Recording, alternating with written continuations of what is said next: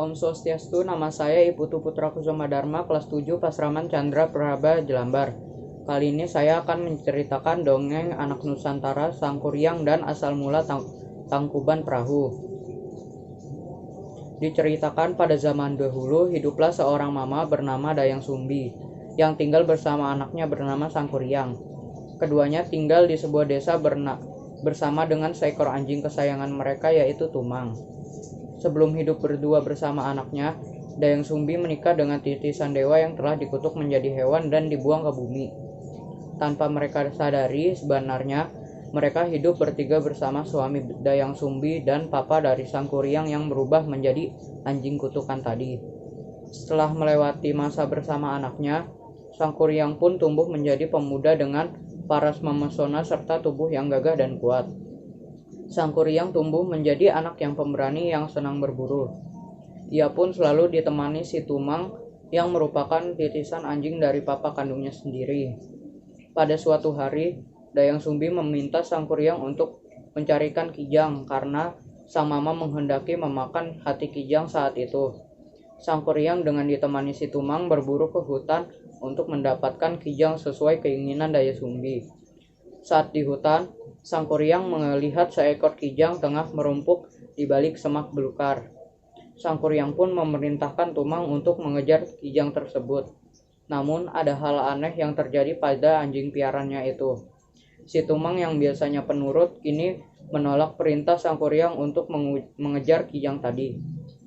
Sangkuriang pun marah dan mengatakan, "Jika engkau tetap tidak menuruti perintahku, niscaya aku akan membunuhmu." Ancaman tersebut tidak dipedulikan si Tumang yang membuat Sangkuriang semakin kesal dan marah. Sangkuriang pun akhirnya membunuh Tumang dan mengambil hati anjing itu untuk diberikan kepada Dayang Sumbi sebagai pengganti anjing kijang yang tak berhasil ia dapatkan. Tanpa disadari Dayang Sumbi, ternyata hati yang diberikan anaknya adalah hati suaminya yang telah dibunuh oleh anak mereka sendiri. Dayang Sumbi baru mengetahui setelah memasak dan memakan hati itu. Betapa murkanya Dayang Sumbi ketika mengetahui bahwa hati si Tumanglah yang diberikan Sangkuriang padanya. Dayang Sumbi kemudian meraih gayung yang terbuat dari tumpurung kelapa dan memukul kepala Sangkuriang sambil mengatakan, "Sesungguhnya Tumang itu papamu Sangkuriang." Mendapat perlakuan dari Dayang Sumbi seperti itu, Sangkuriang pun marah dan sakit hati. Ia tak rela mamanya begitu padanya. Sangkuriang berpikir bahwa Dayang Sumbi lebih menyayangi si Tumang dibandingkan dirinya. Maka tanpa berpamitan, Sangkuriang pun pergi mengembara ke arah timur. Setelah kepergian Sangkuriang, Dayang Sumbi mengaku menyesal atas perbuatannya kepada anaknya sendiri. Ia pun memohon ampun kepada para dewa atas kesalahannya tersebut.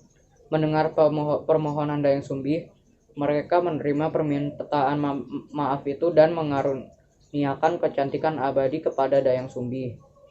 Di lain sisi, Sangkuriang yang terus mengembara tanpa tujuan pasti, kini tumbuh menjadi lelaki dewasa yang memiliki paras dan tubuh yang dapat memikat banyak perempuan tanpa sadar.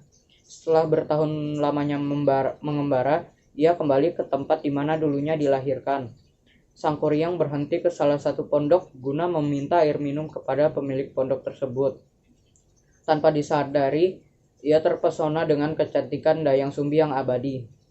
Ia tak mengetahui bahwa perempuan berpaus menawan yang ia temui itu adalah mama kandungnya sendiri.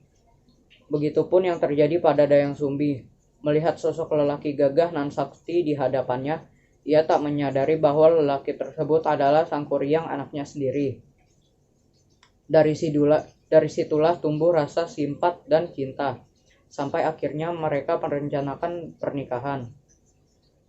Sebelum melangsungkan pernikahan, Sangkuriang yang mengganti namanya dengan Jaka ini berniat untuk berburu ke hutan. Dayang Sumbi pun membantu Jaka calon suaminya itu untuk menggunakan penutup kepala. Betapa terkejutnya Dayang Sumbi saat melihat luka di kepala calon suaminya itu. Luka tersebut mengingatkan pada anak laki-laki yang telah meninggalkannya dulu. Ia sangat yakin bahwa lelaki gagah yang akan menikahinya ini adalah Sangkuriang anaknya. Melihat bekas luka tadi, Dayang Sumbi kemudian menceritakan pada lelaki tersebut bahwa dirinya adalah Dayang Sumbi, orang tua kandung dari Sangkuriang yang telah bertahun-tahun lamanya menghilang. Namun Sangkuriang yang telah dibutakan oleh hawa nafsu tidak memperdulikan penjelasan Dayang Sumbi dan tetap bersikukuh menikahinya. Apa itu syarat? Syarat menurut KBBI syarat. Sangkuriang yang tetap ingin menikahi Dayang Sumbi kemudian melamar perempuan itu untuk dinikahinya. Untuk menghentikan pernikahan itu, Dayang Sumbi pun memberikan sebuah permintaan sebagai syarat untuk menerima lamaran dari Sangkuriang. Dayang Sumbi mengajukan permintaan yang sangat berat, yaitu meminta Sangkuriang membuat bendungan pada sungai Citarum dan di danau tersebut terdapat perahu besar. Namun yang membuat permintaan itu berat adalah karena perkataan Dayang Sumbi. Sebelum fajar terbit, kedua permintaanku itu harus selesai engkau kerjakan. Tanpa ragu Sangkuriang menyanggupi permintaan dari Dayang Sumbi. Baiklah, aku akan memenuhi permintaanmu. Sangkuriang pun memulai aksinya untuk membuat perahu dengan menebang pohon besar. Sementara cabang dan ranting yang dibutuhkan ditumpuk sampai suatu hari menjelma menjadi gunung Burangrang. Perahu besar pun berhasil dibuat Sangkuriang. Setelahnya lelaki gagah nan sakti itu memanggil para makhluk halus untuk membantunya membendung aliran sungai Citarum yang deras untuk dibuat sebuah danau sesuai permintaan Dayang Sumbi. Semua yang dilakukan Sangkuriang kemudian membuat Dayang Sumbi merasa cemas karena pekerjaannya sebentar lagi selesai sebelum berganti hari. Dayang Sumbi pun mencari cara untuk menggagalkan rencana pernikahan dengan anak kandungnya sendiri dengan memohon pertolongan para dewa. Setelah berdoa, Dayang Sumbi mendapat petunjuk untuk menebarkan bueh rangrang atau kain putih hasil tenunan. Setelah itu Dayang Sumbi berkeliling dan memaksa ayam jantan berkokok di saat waktu masih malam. Setelah itu Dayang Sumbi berkeliling dan memaksa ayam jantan berkokok di saat waktu masih malam. Mendengar suara ayam sudah bersuara, para jin yang membantu pekerjaan Sangkuriang pun sangat ketakutan ketika mengetahui bahwa fajar telah tiba. Mereka kemudian menghilang ke segala penjuru dan meninggalkan Sangkuriang dengan pekerjaan yang belum selesai. Tentu saja hal ini membuat Sangkuriang marah besar karena merasa dicurigai oleh calon istrinya sendiri. Sangkuriang meyakini bahwa fajar sesungguhnya belum tiba dan masih ada waktu untuk ia menyelesaikan danau tersebut. Sangkuriang lantas murka dengan menjebol bendung di Sanghyang Tikoro. Kemudian aliran sungai Citarum dilemparkan ke arah timur hingga menjelma menjadi gunung Manglayang. Air yang semula memenuhi danau tersebut pun surut. Sangkuriang kemudian dengan kekuatan saktinya menendang perahu yang tadi ia buat hingga jatuh terlungkup sampai menjelma menjadi sebuah gunung yang kemudian disebut Gunung Tangkuban Perahu. Masih dalam hawa amarah yang besar, Sangkuriang yang mengetahui ini semua adalah siasat Dayang Sumbi untuk menggagalkan pernikahan dengannya. Kemarahan yang terus meluap itu kemudian membuat Sangkuriang mengejar Dayang Sumbi yang merasa ketakutan hingga menghilang di sebuah bukit.